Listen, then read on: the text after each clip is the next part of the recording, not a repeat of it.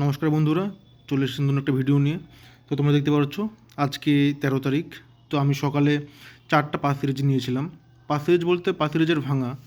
তো মিডল ছিল 45, এখানে 31 আর 34। তো 45 11 খেলেছে 250 ঘর, তো এটা আমি পাইনি, এই নাম্বারটা ধরে দুটো খেলেনি। আর এখানে নিয়েছিলাম 41 67 আর 68। আমার টার্গেট ছিল 41 68 নাম্বারটা আমার টার্গেট ছিল। তার সাপোর্টে আমি নিয়েছিলাম 67 নাম্বার।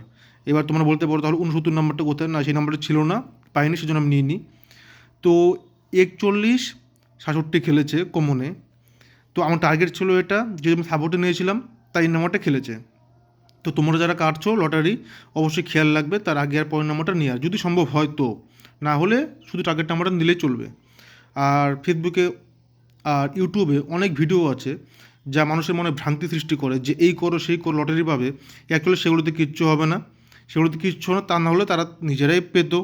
তো এরকম প্রুফ তারা দেখাতে পারবে না। তো সেই জন্য কিছু প্রয়োজন, কিছু ক্যালকুলেশনের, যেটা আমি তোমাদেরকে বলে দেবো। তোমাদের জন্য আমি ভিডিও নিয়ে আসবো যাতে তোমরা বুঝতে পারো কী করে লটারি কাটতে হবে, কী করে পেতে হবে। তো চ্যানেলটা ফলো করো, সাবস্ক্রাইব করো, আর দেখা হচ্ছে পরের ভিডিওতে। নমস্কার।